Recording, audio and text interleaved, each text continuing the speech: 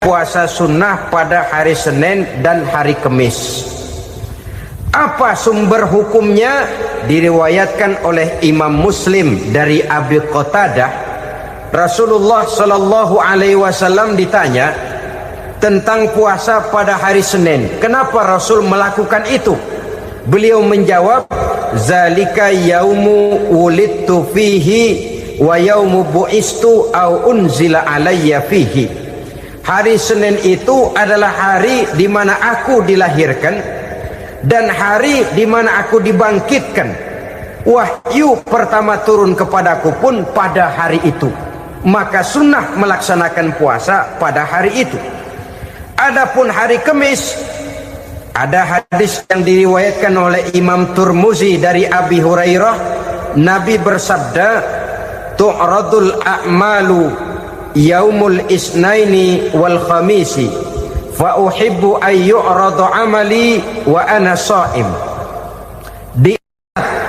Disetor amal setiap manusia pada hari Senin dan pada hari Kamis. Maka aku ingin, kata Nabi, agar pada saat amalku disetor itu aku sedang puasa. Jadi malaikat itu menurut riwayat ini mencatat dan menyetorkan catatan amalan seseorang pada hari Senin, hari Kamis.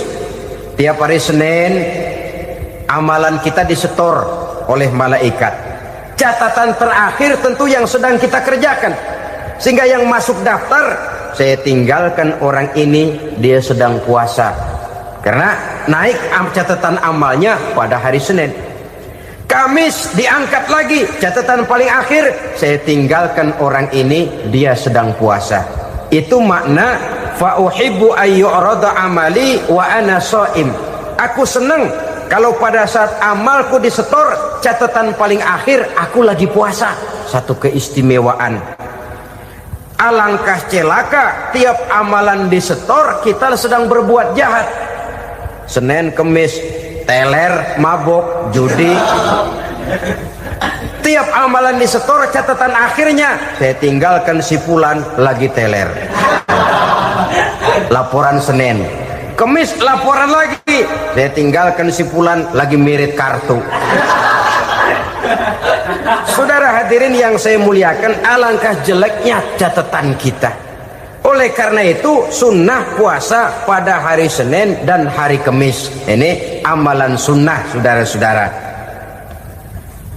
Dan oleh karena ini amalan sunnah, sebagian ulama memberikan penjelasan, walaupun lupa niat, kalau sudah malam itu lupa niat, boleh niatnya sudah siang puasa sunnah ini, dengan catatan dari pagi belum makan apa-apa.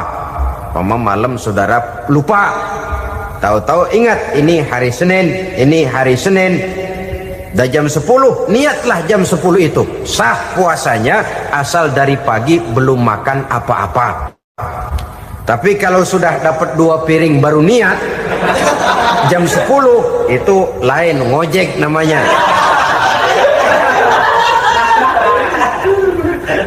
Allah Subhanahu wa ta'ala akan memuliakannya dengan 10 macam perkara. Saudara, ini keuntungannya. Yang pertama, orang yang puasa di hari-hari 10 bulan Zulhijjah diberikan al-barakah fi umrihi, diberikan keberkahan pada umurnya. Setiap kita ingin memperoleh umur yang berkah. Umur yang berkah itu yang bagaimana? Apa yang jumlahnya panjang? Mungkin. Tetapi yang jelas umur yang berkah ini adalah umur yang bisa dipertanggungjawabkan di hadapan Allah Subhanahu wa ta'ala. Artinya umur yang diisi penuh dengan kebajikan, umur yang diisi dengan segala macam kegiatan ibadah, dan umur yang dengan demikian sungguh pun kita sudah mati, jasad terkubur dalam tanah, nama kita akan tetap hidup, dikenal orang oleh karena kebajikan yang kita kerjakan. Saya kira akan lebih merupakan azab ketimbang nikmat kalau orang diberikan umur panjang tapi hanya untuk menumpuk-numpuk dosa saja.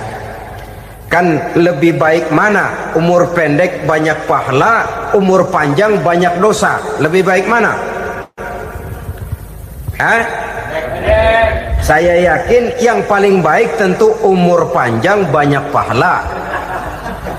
Paling sial umur pendek dosa melulu.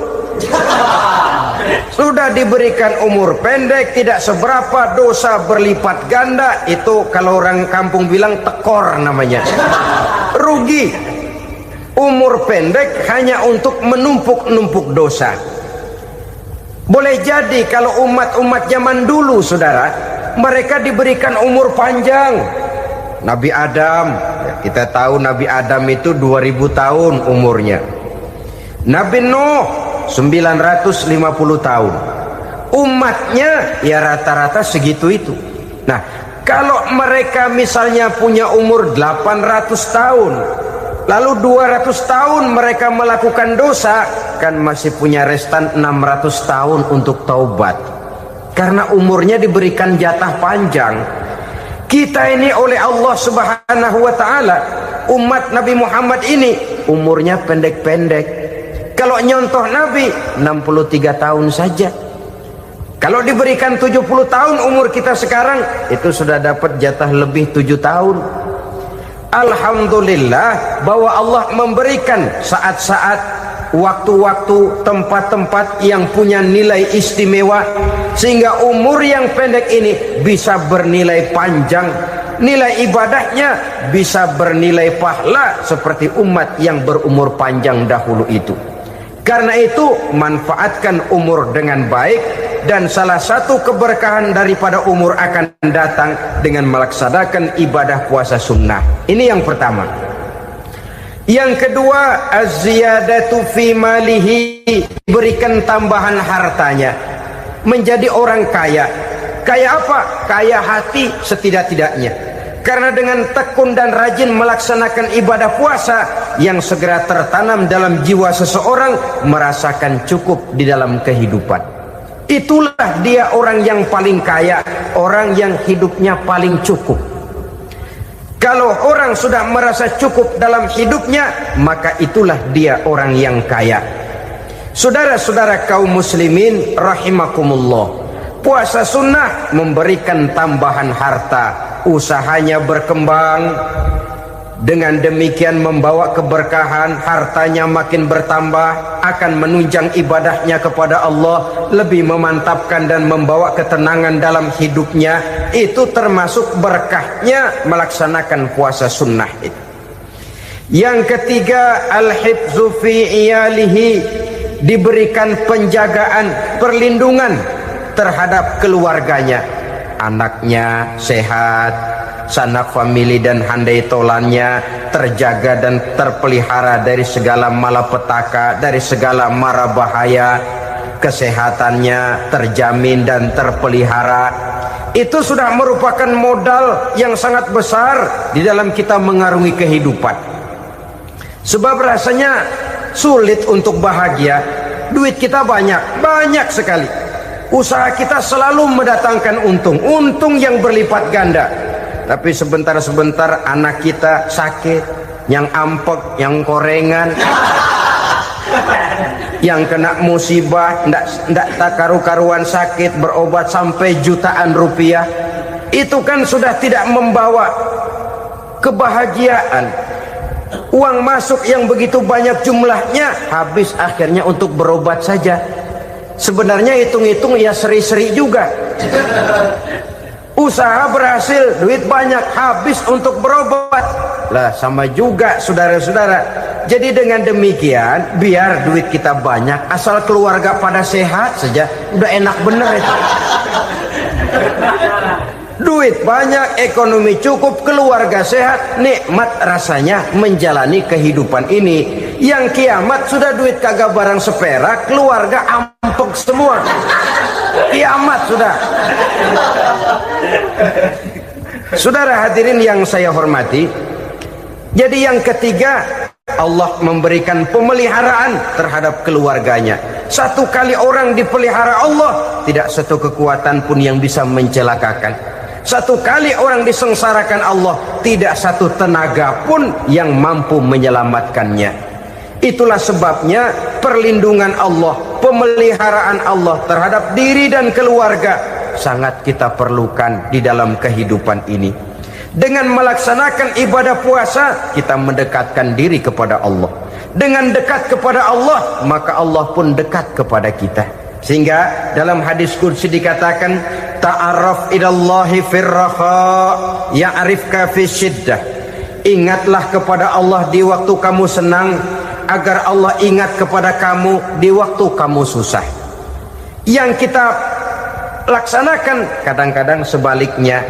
Waktu susah kita ingat Allah, waktu senang kita lupa Allah.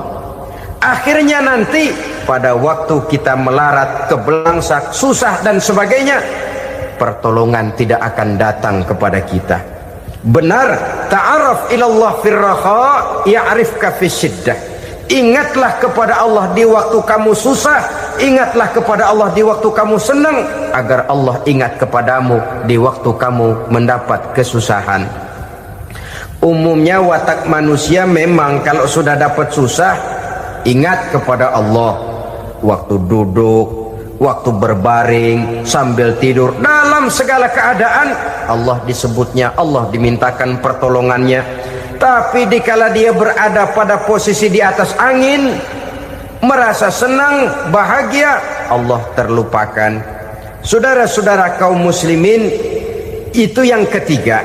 Yang keempat, at-takfiru li sayyiatihi. Orang yang melaksanakan puasa sunnah itu diampuni segala dosa dan kesalahan yang telah dilakukannya. Dan yang kelima, at-tad'ifu li hasanatihi, diberikan balasan yang berlipat ganda dari segala kebaikan yang dikerjakannya.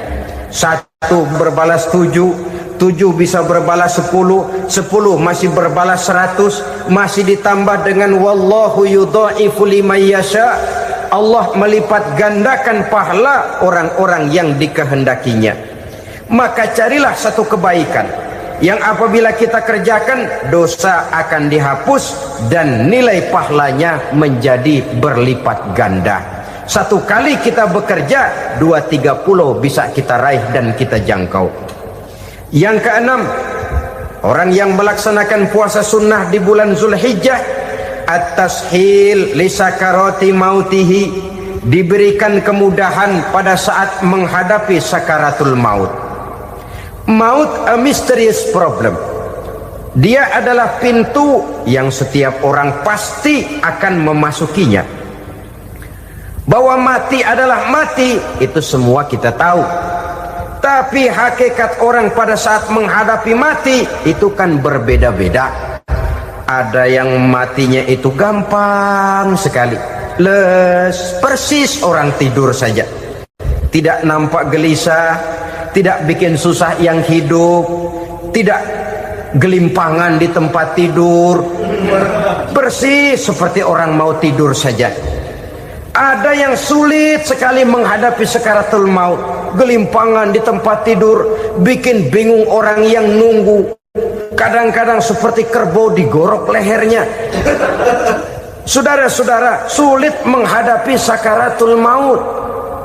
Oleh karena itu Rasulullah sallallahu alaihi wasallam sering beliau itu kalau berdoa membaca Allahumma hawin alayya fi sakaratil maut. Ya Allah, mudahkan saya di dalam menghadapi sakaratul maut. Rasulullah saja, saudara, orang yang ibadahnya paling banyak, orang yang hatinya paling bersih, orang yang akhlaknya paling luhur, masih berdoa semacam ini. Mohon dimudahkan oleh Allah agar mudah menghadapi sakaratul maut. Apalagi kita, terus terang kita ini paling-paling kelas muhtalid, bangsa sama pahala mau sama dosa doyan. Lebih perlu lagi menghadapi sakaratul maut, sehingga apabila malaikat maut datang menjemput nyawa kita, dimudahkan, jangan dibikin sulit, supaya mudah. Jadilah orang baik-baik. Biasanya kalau sebagian yang mati, malaikat maut juga kali main-mainin dulu tuh orang. Kutak-katik, ditakut-takutin dan segala macam. Saudara hadirin yang saya hormati, maka menghadapi sakaratul maut ini merupakan kunci. Apakah seseorang bisa husnul khatimah atau bisa su'ul khatimah? Salah satu jalan untuk memudahkan diri menghadapi sakaratul maut, melaksanakan puasa sunnah di bulan Zulhijjah ini. Yang ketujuh, ad-diya'u li zulumati qabrihi, diberikan terang di alam kuburnya. Kubur, saudara tahu, saudara tentu sering lihat orang dimasukkan ke liang lahat, ditutup dengan papan, dinding ari kata kita di kampung, lalu diuruk lagi dengan tanah. Dalamnya liang lahat, gelapnya liang lahat, gelapnya diuruk dengan tanah, gelapnya di dalam kubur, 3 gelap yang menjadi satu. Bapak moyangnya gelap.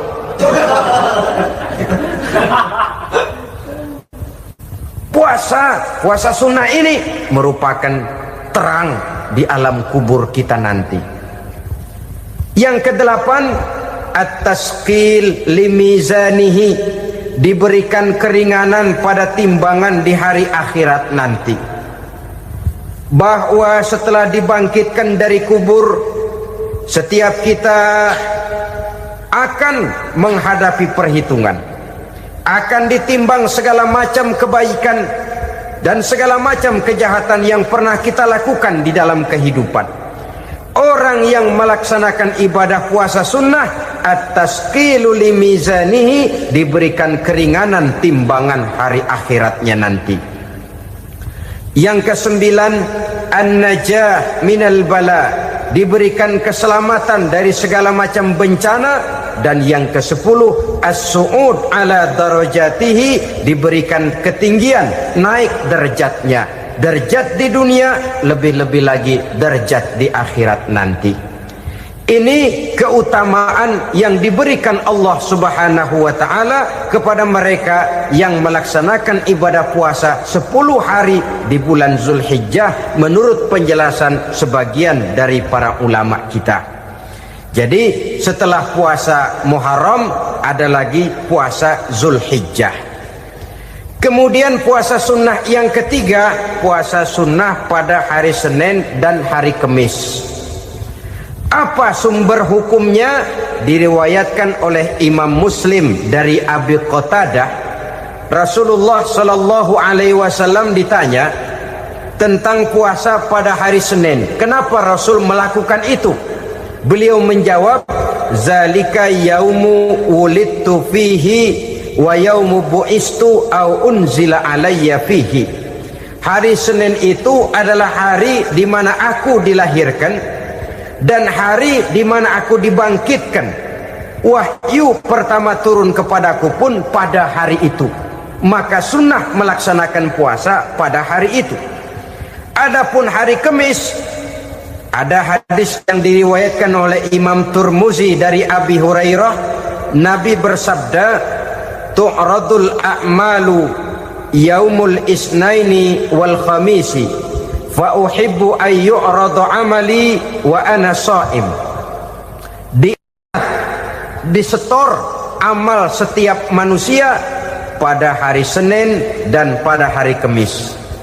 Maka aku ingin, kata Nabi, agar pada saat amalku disetor itu aku sedang puasa. Jadi malaikat itu menurut riwayat ini mencatat dan menyetorkan catatan amalan seseorang pada hari Senin, hari Kamis. Tiap hari Senin amalan kita disetor oleh malaikat. Catatan terakhir tentu yang sedang kita kerjakan. Sehingga yang masuk daftar, saya tinggalkan orang ini, dia sedang puasa. Karena naik catatan amalnya pada hari Senin. Kamis diangkat lagi, catatan paling akhir, saya tinggalkan orang ini, dia sedang puasa. Itu makna fa uhibbu ayyurada amali wa ana shaim. Aku senang kalau pada saat amalku disetor, catatan paling akhir aku lagi puasa. Satu keistimewaan. Alangkah celaka tiap amalan disetor kita sedang berbuat jahat. Senin, Kemis, teler, mabok, judi. Tiap amalan disetor catatan akhirnya saya tinggalkan si fulan lagi teler. Laporan Senin. Kemis laporan lagi. Saya tinggalkan si fulan lagi mirip kartu. Saudara hadirin yang saya muliakan, alangkah jeleknya catatan kita. Oleh karena itu sunnah puasa pada hari Senin dan hari Kamis. Ini amalan sunnah saudara-saudara. Dan oleh karena ini amalan sunnah, sebagian ulama memberikan penjelasan, walaupun lupa niat, kalau sudah malam itu lupa niat, boleh niatnya sudah siang puasa sunnah ini, dengan catatan dari pagi belum makan apa-apa. Malam saudara lupa, tahu-tahu ingat ini hari Senin, dah jam 10, niatlah jam 10 itu, sah puasanya asal dari pagi belum makan apa-apa. Tapi kalau sudah dapat 2 piring baru niat jam 10, itu lain, ngojek namanya.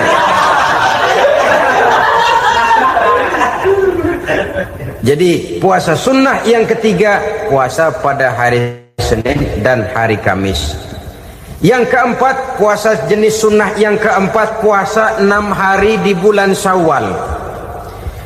Diriwayatkan oleh Imam Muslim dari Abi Ayyub bahwa Nabi bersabda, "Man shoma Ramadhana summa atba'ahu sittan min Syawal kana kasyamid dahri." Barang siapa yang berpuasa di bulan Ramadan kemudian diikutinya dengan 6 hari di bulan Syawal, maka dia seolah-olah seperti orang yang berpuasa 1 abad lamanya. Allahu Akbar. Demikian besar keuntungannya. 6 hari di bulan Syawal sama dengan orang yang berpuasa 1 abad lamanya. Ini fadailul a'mal saudara-saudara. Jangan diartikan karena menang sudah puasa 6 hari bulan Syawal, Ramadan tahun depannya lantas nggak puasa. Kenapa? Ukurannya sudah 1 abad. Bukan itu pengertiannya. Ini mendorong orang memberikan ganjaran pahala yang sedemikian besar. 6 hari setelah Ramadan, artinya di bulan Syawal. Tidak pada hari pertama Syawal karena haram hukumnya berpuasa pada hari fitri itu. 6 hari di bulan Syawal. Tinggal lihat yang mampunya saja. Boleh berurutan, boleh tidak berselang-seling, boleh, asal saja jumlahnya 6 hari selama masih bulan Syawal itu. Hari ini 3 hari lagi, 4 hari lagi, diselang-seling atau berurutan, itu juga lebih baik. Puasa sunnah 6 hari daripada bulan Syawal. Kemudian yang kelima, puasa sunnah 3 hari pada setiap bulan. 3 hari pada setiap bulan. Diriwayatkan oleh Imam Bukhari dan Muslim dari Abi Hurairah. Abi Hurairah bercerita, "Ausani khalili sallallahu alaihi wasallam bisalasin." Kekasih saya Rasulullah berwasiat kepada saya, memesankan benar-benar kepada saya untuk melaksanakan 3 amalan yang terpuji. Pertama, siyamu salasati ayyamin min kulli syahrin. Puasa 3 hari dalam setiap bulan. Ini wasiat yang pertama. 3 hari pada setiap bulan. Tidak peduli bulan apa saja. Dalam artian ya bulan menurut perhitungan Islam ya. Muharram, Safar, Rabiul Awal, Rabiul Tsani, Jumadal Ula, Jumadil Akhir, Rajab, Sya'ban, Ramadan, Syawal, Zulqa'dah, Zulhijjah dan selanjutnya. 3 hari pada setiap bulan. Tanggalnya tanggal berapa saja. Lebih utama pada yang disebut Yaumul Bid, yaitu hari-hari di mana bulan menunjukkan purnama. Tanggal 13, tanggal 14 dan tanggal 15 pada setiap bulannya itu disunahkan melaksanakan puasa. Itu wasiat pertama, puasa 3 hari pada setiap bulan. Wasiat yang kedua, wa raq'atai duha, melaksanakan sholat duha sekurang-kurangnya 2 rakaat. Itu wasiat yang dipesankan benar kepada saya, kata Abi Hurairah. Pertama, puasa 3 hari pada setiap bulan. Yang kedua, usahakan jangan meninggalkan 2 rakaat minimal daripada sembahyang duha. Kita tahu sembahyang duha itu sembahyang sunnah di waktu pagi seketika matahari naik sepenggalahan. Sekurang-kurangnya 2 rakaat, sebanyak-banyaknya 8 rakaat. Di antara fadilah atau keutamaan daripada sholat duha ini yaitu menyangkut masalah rezeki dan usaha. Kemudian wasiat yang ketiga, wa an utira qabla an anama. Beliau sangat berwasiat kepada saya untuk sholat witir sebelum tidur. Artinya sholat malam sebagai amalan sunnah di dalam kehidupan kita. Jadi saudara-saudara, dalam hidup ini kita akan selalu berbentur dengan keperluan. Kalau pada satu saat kita sudah sampai kepada tahap berpikir ini keperluan saya, tentu hal-hal semacam ini akan kita kerjakan. Kita belum tergerak melaksanakan ini semua oleh karena barangkali kita merasa belum memerlukannya. Karena itu marilah kita berusaha di samping melaksanakan puasa yang wajib juga melaksanakan puasa yang sunnah di dalam kehidupan kita. Ini jenis puasa-puasa yang sunnah. Kemudian yang kedua, ada macam puasa yang disebut puasa nazar. Hukum pelaksanaannya wajib apabila nazarnya sudah terwujud. Puasa nazar, puasa yang dikaitkan dengan suatu persoalan. Umpamanya, kalau saya lulus ujian, saya akan puasa 1 minggu lamanya. Begitu ujiannya ternyata lulus, dia wajib bayar nazarnya.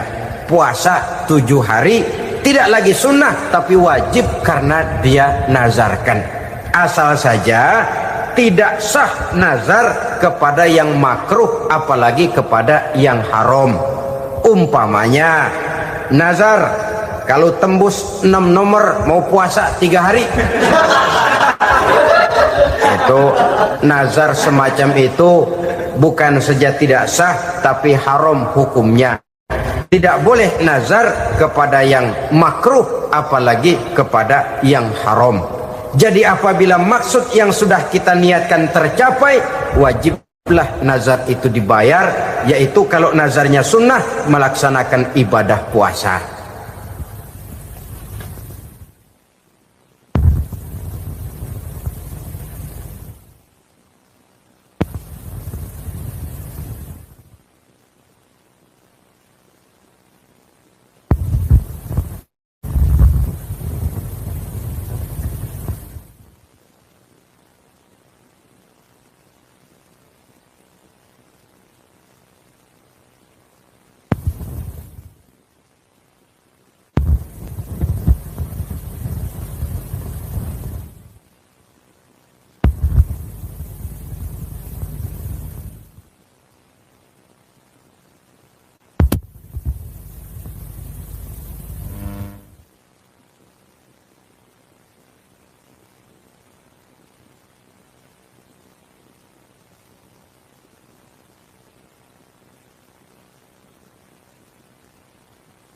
Saudara-saudara kaum muslimin rahimakumullah. Jenis puasa yang ketiga kita kenal dengan puasa wajib. Dan ini kita laksanakan pada bulan suci Ramadan. Tentang teknis pelaksanaan ibadah puasa di bulan Ramadan sudah pernah saya bicarakan pada pertemuan tentang Ramadan dan Idul Fitri. Pada kesempatan ini saya hanya ingin mengajak bahwa di dalam melaksanakan ibadah puasa Ramadan ini marilah kita mengadakan evaluasi. Kenapa demikian? Barangkali secara jujur walaupun agak berat saya masih harus berkata, masih banyak di antara kita umat Islam yang di dalam melaksanakan suatu ibadah terjebak dalam rutinitas ritual. Apa itu rutinitas ritual? Itu bahasa susah. Berhubung saya tidak ingin bicara yang susah-susah, kita bicara yang mudah-mudah saja. Maksud saya, banyak di antara kita umat Islam yang di dalam melaksanakan suatu ibadah itu hanya dengan prinsip asal sekadar gugur kewajiban saja.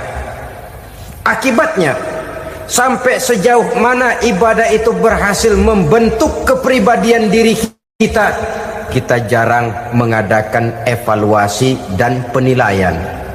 Solat yang penting gugur kewajiban. Puasa yang penting sudah gugur kewajiban. Haji yang penting sudah gugur kewajiban.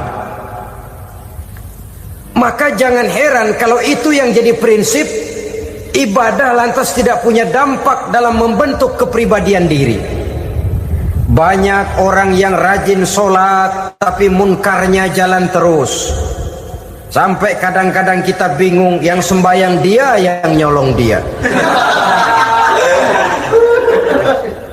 Puasanya kelihatannya tekun tapi tidak punya kepekaan sosial.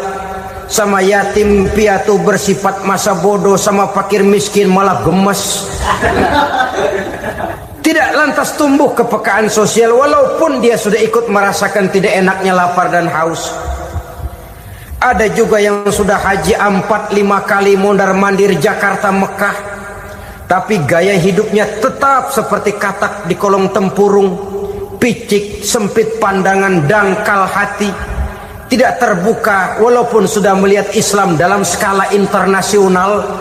Yang dia lihat, yang dia saksikan, yang dia pandang tidak sanggup menggugah dan mengubah jiwanya, tidak bisa mewarnai pandangan hidupnya. Inilah akibatnya kalau ibadah hanya dikerjakan dengan prinsip asal sekadar gugur kewajiban. Hasilnya yaitu tadi, hajinya cuma menang topi putih sama serban. Sholatnya cuma prinsip asal gugur kewajiban. Begitu juga puasanya, begitu juga zakatnya dan ibadah-ibadah lainnya. Bukan tanpa satu maksud. Jikalau Allah Subhanahu wa ta'ala memerintahkan kita melaksanakan ibadah puasa di bulan suci Ramadan, bahkan maksud itu sangat pada penghujung ayat yang memerintahkan kita puasa. Ya ayyuhallazina amanu kutiba alaikumus syiyam kama kutiba alal ladzina min qablikum la'allakum tattaqun. Orang yang beriman diwajibkan atas kamu berpuasa, telah diwajibkan juga kepada orang-orang yang sebelum kamu, la'allakum tattaqun, agar kamu dengan puasa itu menjadi manusia yang bertakwa kepada Allah Subhanahu wa ta'ala. Dengan kata lain, berhasil atau tidak puasa Ramadan kita ini akan nampak takwa kita meningkat atau tidak setelah kita melaksanakan ibadah puasa.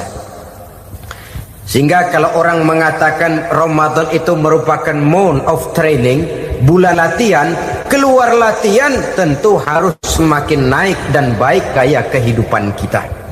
Jadi tujuan utama daripada pelaksanaan ibadah puasa adalah untuk membentuk manusia yang bertakwa. Nah, takwa itu kata Imam Qusairi hurufnya ada 4. Ta, qaf, wawu, ya. Masing-masing huruf ini simbol dari pribadi orang yang bertakwa, bina dan dibentuk oleh pelaksanaan puasanya. Mari kita lihat. Huruf ta adalah lambang dari sifat tawadhu, rendah hati. Orang yang bertakwa, orang yang tidak mempunyai sifat sombong. Puasa menanamkan kita kesadaran terhadap kelemahan, terhadap keterbatasan, terhadap segala ketidakmampuan yang kita miliki. Ya Allah, baru sehari nggak kena makan, nggak kena minum, sudah begini lemesnya. Puasa memang, kalau pagi orang masih sehat, masih terdorong oleh sahur, siang masih lumayan, tapi zuhur ke atas biasanya mulai sikap lemah manusiawi, keterbatasan kekuatan biologis itu mulai nampak. Dari sini tanam satu kesadaran, kalau begitu apa yang mau disembuhkan di hadapan Allah? Kaya, siapa sih orang paling kaya? Ilmu, siapa sih orang paling pintar? Pangkat, siapa sih orang paling tinggi jabatannya? Dari sifat semacam ini lahir introspeksi, rasa mawas diri, timbul sifat tawaduknya, rendah hatinya, tidak melonjak menjadi angkuh dan sombong lantaran sedikit kemampuan dan kekuatan yang dimilikinya.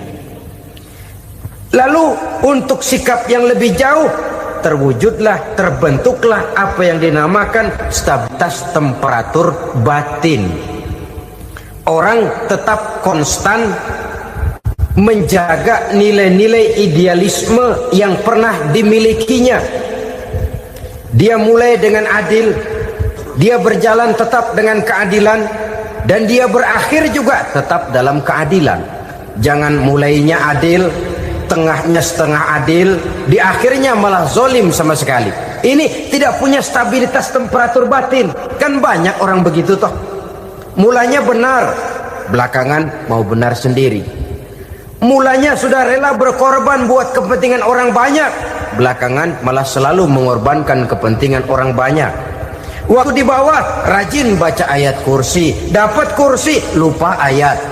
Stabilitas temperatur batin, tertipu oleh perasaan seolah-olah situasi dan kondisi sudah serba memungkinkan, sudah serba menguntungkan. Orang yang dibentuk pribadinya oleh pelaksanaan ibadah puasa, dia sadar apapun keberhasilannya, apapun kedudukannya, apapun nilai kekayaannya, itu cuma sebagian kecil sekali dari apa yang ada pada zat Allah Subhanahu wa ta'ala. Hati tidak takabur, sesuai dengan namanya takabur dari kalimat takabbaro ya takabbaru, membesar-besarkan diri. Orang yang suka membesar-besarkan diri, orang yang tidak yakin bahwa dirinya orang besar, lalu dibesar-besarkan dirinya. Sebenarnya itu sudah satu sikap di mana dia tidak percaya kepada diri sendiri. Dirinya sebenarnya bukan apa-apa, cuma ingin dianggap besar, lalu dibesar-besarkan. Takabbur namanya. Puasa sekali lagi melatih kita menanamkan kesadaran akan kelemahan dan keterbatasan kita sebagai makhluk. Itu sikap tawadu. Fir'aun, sudah tahu Fir'aun, lama-lama dia jadi raja, lupa diri dan lupa daratan, melonjak menjadi angkuh dan sombong sampai kepada puncak kekurang ajarannya, memproklamirkan dirinya menjadi Tuhan. Hitler juga begitu. Pendeknya orang manakala tidak ada kesadaran tentang dari mana segalanya berasal dan kemana segalanya akan kembali, dia mudah out of control. Kalau sudah out kontrol, maka dia akan melakukan perbuatan yang melampaui batas. Itu yang pertama. Jadi orang takwa, orang yang rendah hati, salah satu tujuan daripada pelaksanaan ibadah puasa menanamkan sikap rendah hati. Dari sikap rendah hati ini yang timbul lalu apa? Kepekaan sosial. Kalau saya puasa, saya sudah merasakan bagaimana tidak enaknya lapar. Saya sudah merasakan bagaimana tidak enaknya haus. Tapi bagaimanapun, saya lapar cuma sebentar, saya haus cuma sebentar. Selesai maghrib, lapar saya hilang, haus saya hilang. Bagaimana yatim piatu, orang-orang tua jompo yang perlu santunan, orang-orang miskin yang terkapar di kolong-kolong jembatan, yang tiap hari merasakan perasaan seperti ini, tanpa tahu kapan hidup dan nasibnya akan berubah. Tidur beratapkan langit, berselimut koran. Kalau demikian, saya ini beruntung. Kalau demikian, apa yang bisa saya lakukan untuk mereka? Kepekaan sosial ini lalu timbul dalam apa yang orang sekarang namakan solidaritas kesetiakawanan sosial.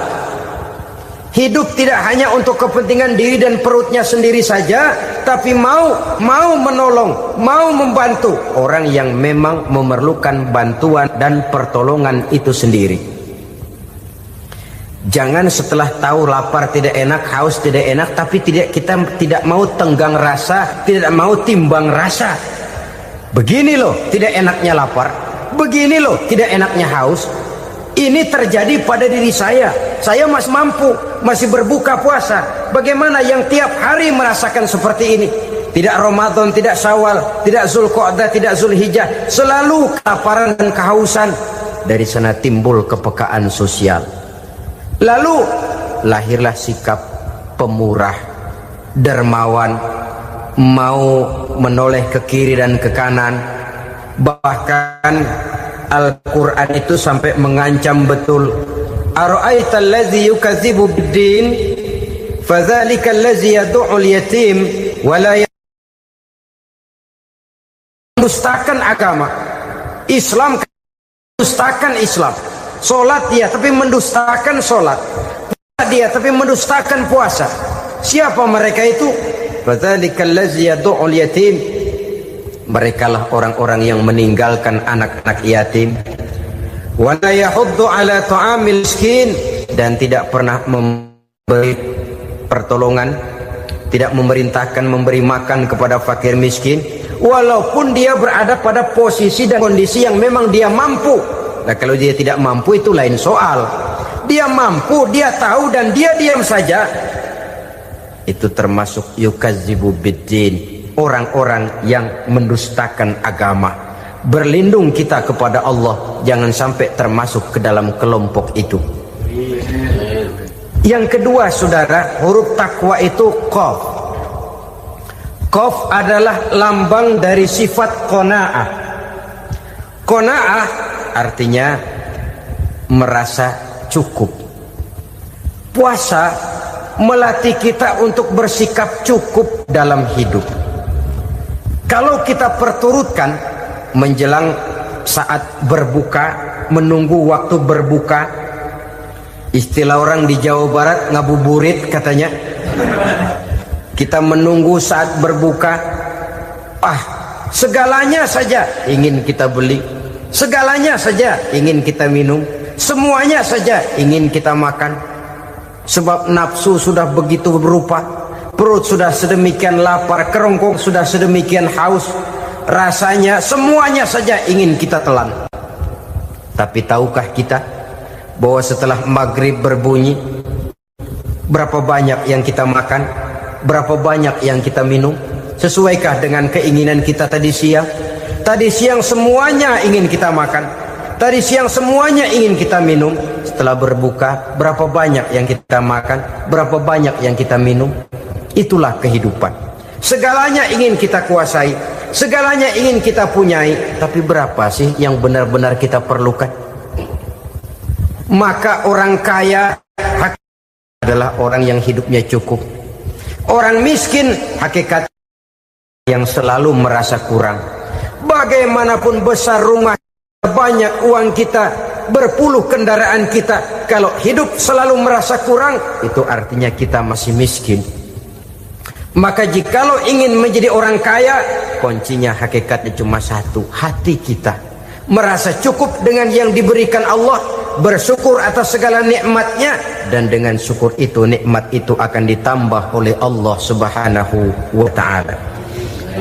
Puasa menimbulkan sifat qanaah, dan qanaah adalah watak daripada orang-orang yang bertakwa kepada Allah Subhanahu wa ta'ala. Persis seperti orang minum air laut, makin diminum makin haus, makin diminum makin kering tenggorokan. Begitulah orang berhadapan dengan materi. Tadinya dia akan senang kalau dia merasa punya tanah ratusan hektar. Sudah ratusan hektar tidak cukup, ngelamun lagi, alangkah nikmatnya kalau bisa beli gunung. Gunung dibeli. Sudah punya gunung, lihat laut. Aduh, kalau laut juga bisa dibeli, beli lagi laut. Sudah punya laut, lihat ke atas langit, ada yang jual apa enggak ya?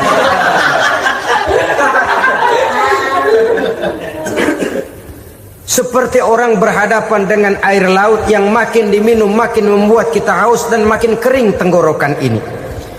Maka itu harus dihentikan. Sikap untuk menghentikan itu tidak lain adalah dengan sifat qanaah itu tadi, merasa cukup dengan apa yang diberikan Allah, mensyukuri nikmatnya. Itu yang kedua. Yang ketiga, pada kalimat takwa ada huruf wawu. Wawu adalah simbol dari sifat wara dengan ain. Wara, orang yang terpelihara dirinya baik dari yang syubhat, lebih-lebih dari yang haram. Syubhat, saudara tahu, barang yang remeng-remeng. Tapi sungguh pun remeng-remeng, kira-kira persentasenya 70-30. 70% haram, 30% kemungkinan halalnya. Maka yang syubhat lebih baik dijauhi daripada diambil. Orang yang punya kepribadian wara, dirinya terpelihara, jangankan dari yang haram, dari yang syubhat saja dia sanggup menjaga dan memelihara dirinya. Oleh karena itu saya heran kalau orang di bulan Ramadan dia sanggup menjaga diri di waktu siang dari jenis makanan yang halal, dari jenis minuman yang haram. Ada tahu nganggur di meja siang, enggak dia makan. Ada air teh nganggur di meja siang, enggak dia makan. Padahal itu jenis makanan dan minuman yang halal. Tapi ketika datang maghrib, dia berbuka dengan makanan yang dibeli dari uang yang dihasilkan dengan cara yang haram. Bukankah itu sesuatu yang terbalik? Bukankah dengan demikian sudah tidak lagi menimbulkan sikap yang bisa memelihara dan menjaga kepribadian diri? Orang yang membiasakan diri terpelihara dari yang syubhat apalagi yang haram, maka baik yang dipakainya, yang diminumnya, yang dimakannya terdirilah dari barang-barang yang baik yang dihalalkan oleh agama. Wara. Kemudian yang keempat, pada huruf kalimat takwa ada huruf yakin. Huruf ya simbol dari sifat yakin. Orang yang puasa dibentuk kepribadiannya mempunyai satu keyakinan yang tangguh, dan keyakinan adalah ciri daripada orang yang takwa. Kita lihat yang dipanggil melaksanakan ibadah puasa ini kan iman. Karena memang sulit untuk melaksanakan puasa kalau tidak iman yang jadi dasar. Setidaknya seperti sudah pernah saya sampaikan, ibadah puasa ini memang sulit terkena penyakit show. Kalau kita sholat barangkali terangsang karena kelihatan orang lain. Kalau kita pergi haji mungkin jadi sugesti karena orang banyak tahu. Kalau kita bayar kita jadi terangsang karena banyak orang lihat. Tapi kalau sudah puasa, puasa itu kan yang tahu cuma kita dan Allah saja. Ya kita sholat, orang lain lihat, kita jadi rada semangat. Kita pergi haji, orang lain banyak ngantar, kita semangat. Kita bayar zakat, orang lain banyak saksikan, kita bersemangat. Tapi kita puasa, siapa yang mau nyaksiin kita puasa? Siapa yang mau memuji kita puasa? Siapa yang mau menyanjung kita puasa? Itu cuma urusan kita dan Allah. Oleh karenanya dasar daripada pelaksanaan ibadah yang harus mencedik tenggorokan segalanya jadi nikmatan. Tidak ada kerja yang lebih indah selain kerja yang didasarkan kepada satu keyakinan bahwa yang kita kerjakan itu adalah sesuatu yang benar. Dalam hal ini sesuatu yang diperintahkan oleh Allah Subhanahu wa taala kepada kita. Saudara-saudara kaum muslimin rahimakumullah. Demikianlah titik evaluasi kita. Jangan berpuasa hanya dengan prinsip asal sekadar menggugurkan kewajiban saja, yang akan berakibat Ramadan tahun ini berakhir begitu, Ramadan terjebak menjalani rutinitas ritualnya saja. Bahkan kadang-kadang yang nyata betul, Nabi menganjurkan tingkatkan ibadah pada 10 hari yang akhir di bulan Ramadan, tanggal 20 sampai akhir Ramadan. Yang kita praktekkan malah kegiatan ibadah kita justru menurun pada 20 Ramadan yang akhir. Coba lihat 20 Ramadan ke atas, itu pasukan tarawih paling kelas 60-70 tahun ke atas. Kemana yang lain sudah berpikir menghadapi lebaran, berpikir pulang mudik, berpikir macam-macam. Akibatnya konsentrasi ibadah lalu buyar. Dianjurkan Rasul tingkatkan ibadah pada 10 hari yang terakhir. Kita malah makin ke akhir makin lancip.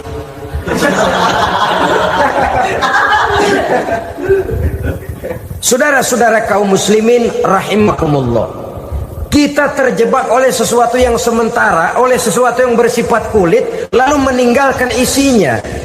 Padahal jikalau kita tidak mengisi Ramadan dengan kegiatan ibadah, berarti kita tidak keluar dari Ramadan dengan jiwa yang baru, yang sudah ditempa oleh pengalaman ibadah di bulan Ramadan. Artinya kita tidak kembali kepada fitrah, kesucian seperti saat kita dilahirkan. Lalu kalau kita tidak kembali kepada fitrah, apa yang mau kita rayakan pada Idul Fitri itu? Di mana letak kegembiraan kita? Di mana letak kebahagiaan hati? Kembalikah kita kepada fitrah? Tidak. Benarkah puasa yang kita kerjakan? Kelihatannya juga tidak. Adakah dampak dari pelaksanaan ibadah dalam pribadi kita? Tidak. Kadang-kadang Ramadan selesai malah teriak merdeka.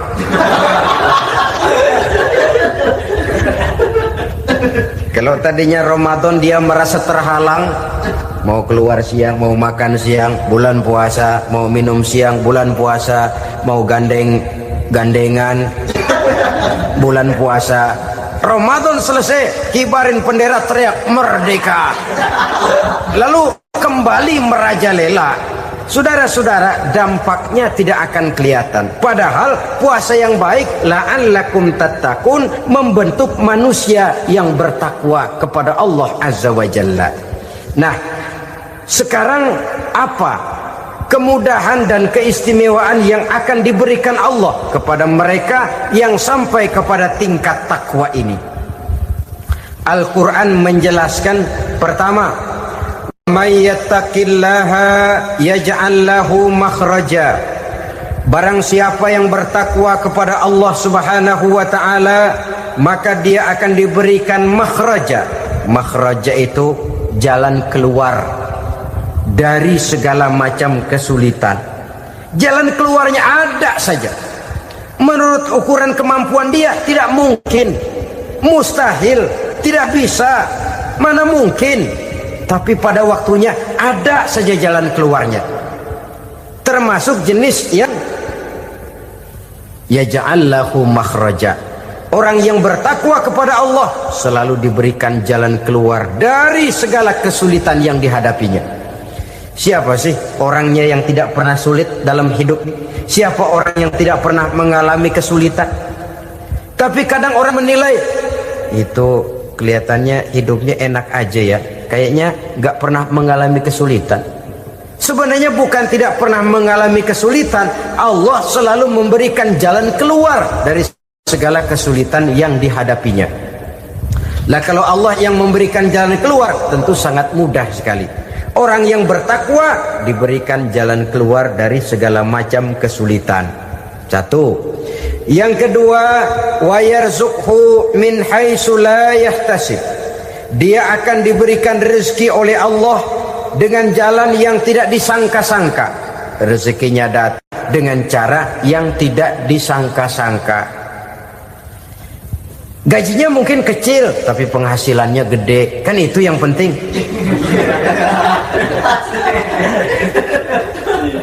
Gaji dan penghasilan kan lain tuh. Boleh jadi gaji kecil, asal penghasilan gede, kan nikmat hidup itu. Nah, penghasilan ini ada yang bisa kita perkirakan. Bisa kita perkirakan. Misalnya gaji itu tadi. Kalau saya kerja, gaji saya begini. Ada rezeki yang masuk min haitsu la yahtasib. Tidak kita sangka-sangka, tidak kita duga-duga, tahu-tahu ada saja rezeki. Datang orang bawa persoalan yang mendatangkan hasil. Sebab rezeki, jodoh, maut memang seperti bayangan. Kita uber-uber dia lari, kita diem dia diem. Kan gemesin itu. Bayang-bayang itu begitu. Kita kejar, dia lari. Rezeki juga begitu. Kita diam, dia diam. Setengah mati yang namanya rezeki kita cari, kita uber. ngubik sampai ratusan bohong kita kerjain. Tapi memang belum waktunya, ya sulit untuk tembus. Tapi kadang-kadang giliran kita nongkrong di rumah, datang orang bawain rezeki.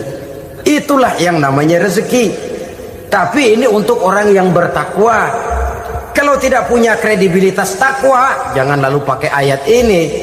Diberikan Allah dengan rezeki dengan jalan yang tidak disangka. Kan ada ayatnya dah, kita mah manteng aja di rumah dah. Ntar juga tuh rezeki datang.